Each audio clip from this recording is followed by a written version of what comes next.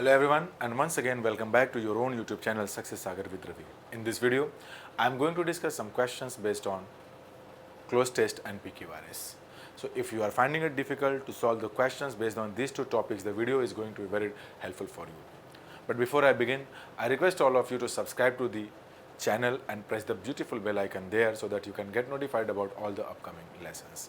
My dear friends, जैसा कि आप देख रहे हैं कि यहाँ पे जो मैं डिस्कस करने जा रहा हूँ क्लोज टेस्ट एंड PQRS, ये सीजीएल 2020 में पूछे हुए क्वेश्चंस हैं। सीजीएल 2021 के सारे सेट्स मैंने ऑलरेडी डिस्कस किया हुआ है सक्सेस सागर विद रवि के ऑनलाइन प्लेटफॉर्म्स पे। इसके अलावा सीजीएल 2022 में जो आए हुए क्वेश्चंस हैं, उन क्वेश्चंस को मैं लाइव डिस्कस करता हूँ आपके साथ रात को 9:15 बजे, संडे, मंडे एंड ट्यूसडे को। बाकी के 4 दिन यही रिकॉर्डेड वीडियोस मिलते हैं आपको 2020 के। चलिए समय को वेस्ट किए बगैर we should go ahead.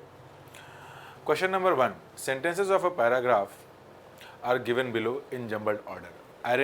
Arrange the sentences in the right order to form a meaningful and coherent paragraph. यानी आपको 4 सेंटेंसेस दिए गए हैं और ये सेंटेंसेस एक पैराग्राफ के हैं और ये सेंटेंसेस प्रॉपर ऑर्डर में नहीं हैं। You have to go through the sentences, you have to understand them और इन्हें एक प्रॉपर सीक्वेंस में अरेंज करना है। आपके हेल्प के लिए यहाँ पे 4 ऑप्शंस दिए गए हैं, चूज़ करना है कौन सा ऑप्शन सही होगा। चलिए शुरू करते हैं। सबसे पहले इसका आंसर ही हम जानने की कोशिश करते हैं कि आखिर इसका आंसर क्या होगा और फिर इसके बाद इसकी मीनिंग भी हम देख लेंगे। देखिए है क्या, ऑप्शन नंबर 1 की अगर हम बात करते हैं, यहाँ लिखा है दिस अवेयरनेस। तो दिस अवेयरनेस का मतलब तो हो ही गया आपका कि इस अवेयरनेस के बारे में पहले कहीं ना कहीं कुछ ना कुछ तो बात हुई है। तो पहले ढूंढिए कि वो अवेयरनेस है कहाँ, यानी कि जब तक वो नहीं मिलेगा तब तक ए आएगा नहीं, तो ऑप्शन नंबर ए गलत। अब हम बात करने जा रहे हैं ऑप्शन नंबर बी की। इसमें दिया है दीज डेज, यानी इन दिनों, आजकल की बात हो रही है। पीपल सब्जेक्ट है, लोग, आर हैं, मोर अवेयर। मोर अवेयर मतलब जागरूक है। मोर का मतलब होता है कंपैरेटिव डिग्री का एडजेक्टिव है ये। इसका ये मतलब है कि इसका तुलना किया गया है पहले से। पहले लोग अपने हेल्थ को लेकर के कम अवेयर थे, अवेयर मतलब जागरूक थे, लेकिन आज ज़्यादा हैं। और अवेयर के साथ हम ऑफ प्रेपोजिशन का यूज़ करते हैं। तो लोग किस चीज़ के बारे में ज़्यादा अवेयर हैं? अपने हेल्थ को लेकर के। यानी एक चीज़ तो क्लियर है, बी बन गया।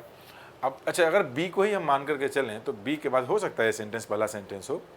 अगर हम बी को ही पहला मान के चल रहे हैं तो जाहिर सी बात है कि बी के बाद दोनों में ए ही दिया है। तो अगर बी से हम शुरू करेंगे तो दूसरा इसका जो सेंटेंस होना चाहिए वो ए होना चाहिए। तो यहाँ दिया है दिस अवेयरनेस। अच्छा, दिस आ भी गया, यहाँ अवेयर होने के बाद चली है, इसी अवेयरनेस के बाद वहाँ कर दी गई है दिस अवेयरनेस। यानी ये जो अवेयरनेस है, सब्जेक्ट हो गया, ये अनकाउंटेबल नाउन है, हैज़ मोटिवेटेड। इसने लोगों को मोटिवेट कर दिया है, एनकरेज कर दिया है। किन किन लोगों को? हर एक इंसान को। क्यों? क्या करने के लिए? कि वो जाएं। कहाँ जाएं? उनका पर्पज़, फॉर प्रेपोजिशन है, ये इसका ऑब्जेक्ट है पूरा का पूरा।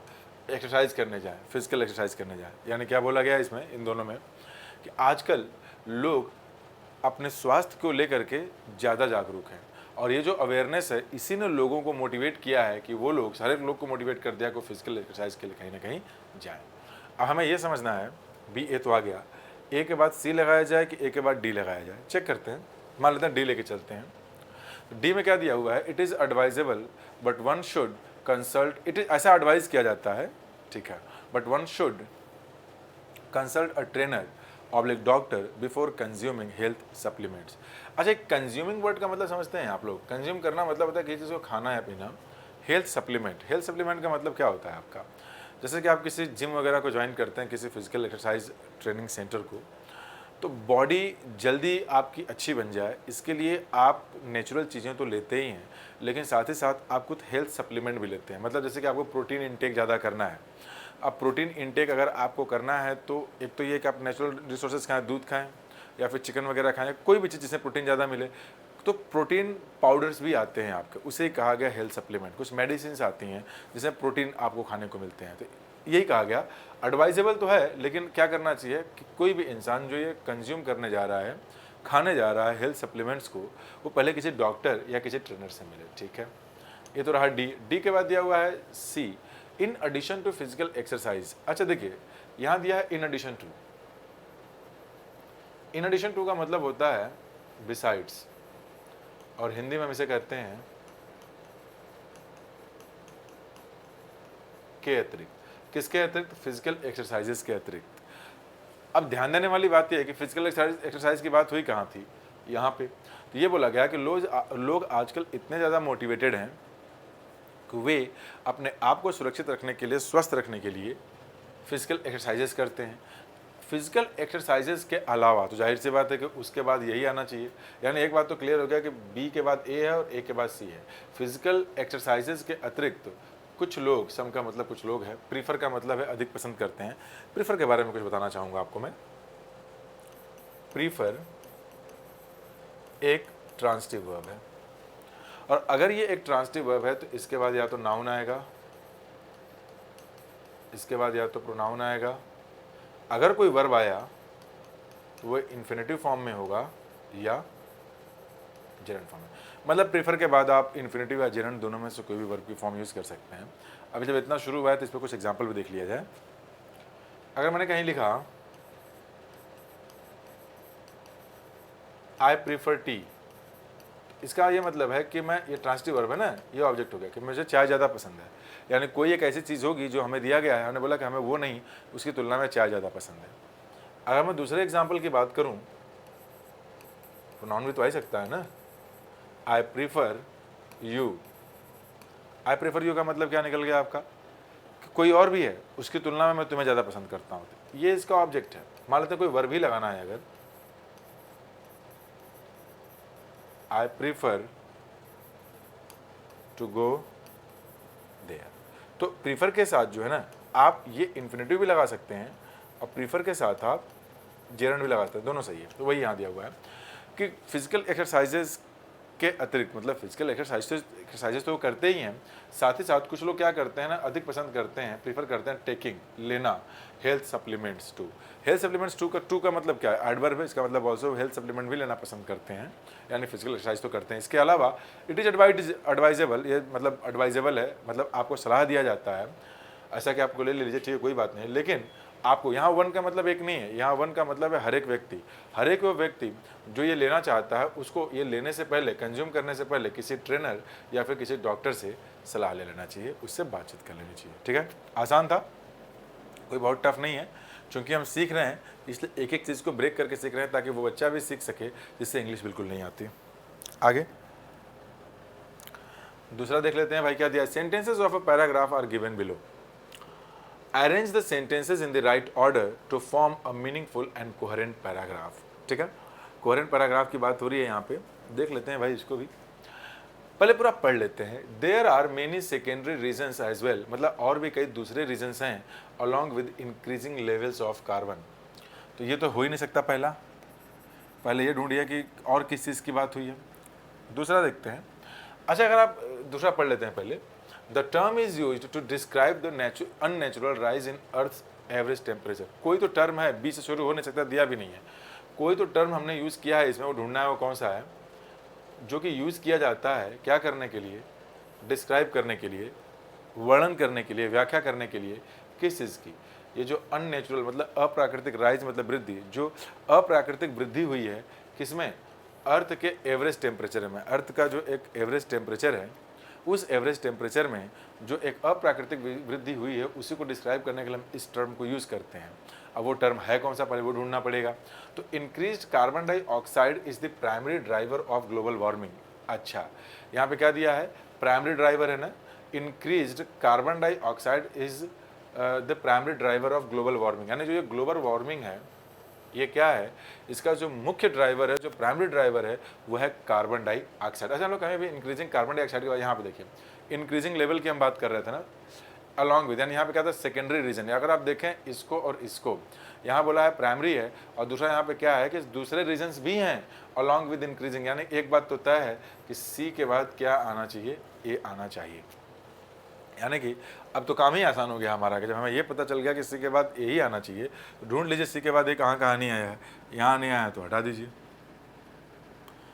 सी के बाद ए यहाँ नहीं आया, इसको भी हटा दीजिए, यानी क्या बच गया, दूसरा ही ऑप्शन हो गया। तो काम ही आसान हो गया पूरा का पूरा। आइए एक बार पढ़ भी लेते हैं पूरा। तो यानी कुल मिलाकर डी के बाद बी आएगा, डी ही पहला होगा।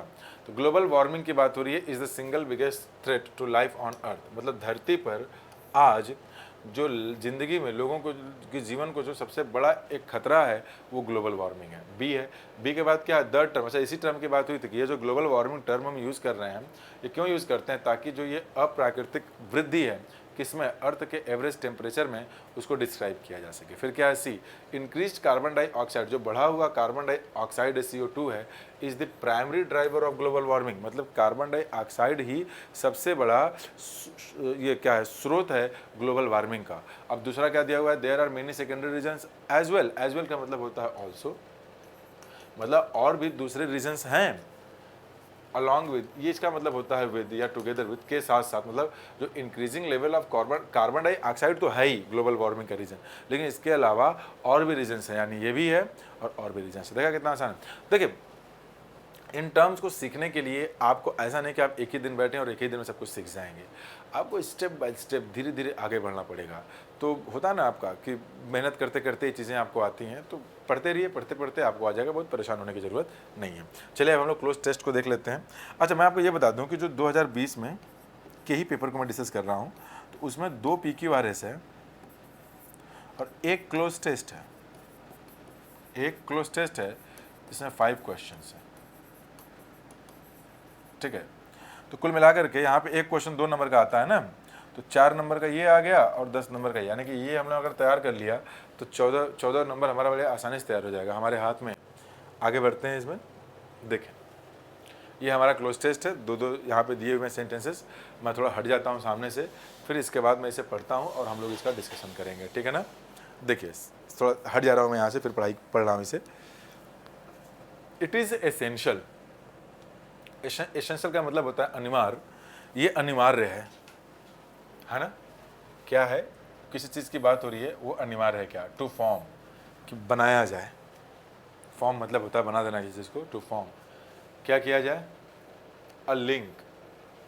लिंक मतलब किसके किसके बीच में, फॉर्मल एजुकेशन एंड स्किल। अब यहाँ पे 4 ऑप्शन है, मैच्योरिटी, डेवलपमेंट, राइपेनिंग या प्रोग्रेस। प्रोग्रेस का मतलब तो जानते ही आप लोग कि किसी चीज़ का आगे बढ़ते रहना। राइपेन एक वर्ब है, इसका मतलब है किसी चीज़ को पकाना, मतलब कि उसको राइप कर देना। डेवलपमेंट का मतलब होता है किसी चीज़ का विकास करना। मैच्योरिटी का मतलब होता है, if you talk about the maturity of a person, तो इसका मतलब होता है हिंदी में परिपक्वता। परिपक्वता का मतलब क्या होता है कि being in a position, having the ability to decide when and what to response, क्या रिस्पॉन्स करना है, कब रिस्पॉन्स करना है, किसी के साथ कैसे बात करना है। तो अगर इस सेंटेंस की बात की जाए तो यहाँ पे जो पूरा समझ में आ रहा है वो स्किल है, तो स्किल के डेवलपमेंट की बात होती है। तो ये जो सही ऑप्शन यहाँ होना चाहिए था, डेवलपमेंट, ठीक है, स्किल डेवलपमेंट। यानी ये जो आपके कुशलता को डेवलपमेंट करने, जो भी आप काम करते हैं उसको जो ट्रेनिंग वगैरह देकर हम करते हैं, स्किल डेवलपमेंट जो करते हैं, और जो फॉर्मल एजुकेशन है, इसके बीच में एक कड़ी बनाना बहुत ही अनिवार्य है। ये सेंटेंस तो क्लियर हो गया। आगे, मल्टी डिसिप्लिनरी मतलब कई विषयों से संबंधित। हम पूछते नहीं है किसी से कि भाई कौन सा विषय पढ़ते हो, कौन सा डिसिप्लिन है आपका, साइंस बताता है, कोई आर्ट बताता है, तो वही है multidisciplinary and personality enhancement, व्यक्तित्व विकास, है ना, एनहांसमेंट स्किल। कहने का मतलब यह है कि बहुविषयक, मल्टी डिसिप्लिनरी का मतलब हो गया बहुविषयक, एंड जो पर्सनालिटी एनहांसमेंट और आपके व्यक्तित्व के विकास के लिए जिन स्किल्स की ज़रूरत है, आर द, क्या है, डोमेस्टिक रिक्वायरमेंट है of every sector, essential requirement है हर एक सेक्टर के, एक्सटर्नल रिक्वायरमेंट है या नीडलेस। नीडलेस तो हो नहीं सकता, नीडलेस का मतलब बेकार होता है, एक्सटर्नल मतलब बाहरी, एसेंशियल का मतलब होता है अनिवार्य। तो कहने का मतलब यह है कि हर एक सेक्टर है, मतलब हर एक क्षेत्र में ज़रूरत है। क्या ज़रूरत है, एसेंशियल, एसेंशियल की ज़रूरत है। एसेंशियल मतलब एक अनिवार्य रूप से इसकी आवश्यकता है। किसकी आवश्यकता है कि आप मल्टी डिसिप्लिनरी हो और पर्सनालिटी एनहांसमेंट स्किल आपके अंदर हो। ये दोनों चीज़ें जब रहेंगी तभी आप किसी भी जगह आज के टाइम में काम कर सकते हैं, because in the world we are facing a cut throat competition. तो आपको सिर्फ सब्जेक्ट का नॉलेज होना ही काफ़ी नहीं है, आपको मल्टी टैलेंटेड होना पड़ेगा और आपके स्किल्स में एक अच्छी निखार भी होनी चाहिए। तो यानी यहाँ पे हमने क्या लगाया, एसेंशियल, ऊपर क्या लगाया, डेवलपमेंट। चलिए थोड़ा आगे बढ़ते हैं, यहाँ लिख देता हूँ मैं। एक काम करते हैं ना, पहला वाला पहले उसे ब्लैक करके ना मिटा देता हूँ मैं, ताकि थोड़ा आसान हो जाए करना। इसको हटा देते हैं, इसको भी हटा देते हैं, इसमें ब्लैंक को फिल कर देते हैं, है ना। देखो कलर चेंज कर लें, ये ले लेते हैं वाइट। तो स्किल डेवलपमेंट की बात हुई थी, हो गया। आर द एसेंशियल, ये हो गया।